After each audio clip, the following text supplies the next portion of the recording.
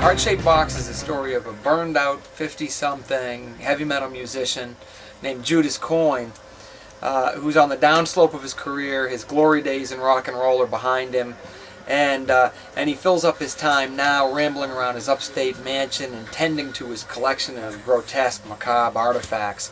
He has a cookbook for cannibals, he has a hangman's noose, and he hears about a woman selling a suit online that she says is haunted. And almost as a publicity stunt, he decides to buy it. It comes delivered to his house in a black heart-shaped box. And he thinks it's a joke, but it turns out the ghost is very real and very bad. And so Heart-Shaped Box is the story of Jude trying to figure out what to do once he finds this ghost a part of his life.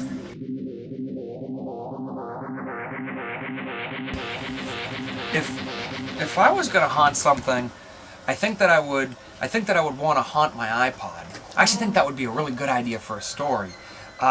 It would have to be a story about someone has been murdered and his favorite possession in his life was his iPod. And so his spirit goes into his iPod, and then from inside the iPod he has to figure out, he'd have to play song choices to let the world know that he had been killed and to try to point the finger at his killer. I don't think it would make a good novel, but it might be a good 4-page short story. Well, the soundtrack of my high school days was heavy metal, hard rock music. My soap opera when I was growing up was Guns N' Roses. I bought all the heavy metal magazines, and I couldn't wait to find out who Axl Rose had punched this week, who was out of the band, who was in the band, who was kicking their heroin addiction. And so I used to listen to all this hard rock stuff, and now I've gotten older, and my tastes run more towards hillbilly music. I listen to Johnny Cash, and I like Hank Williams III.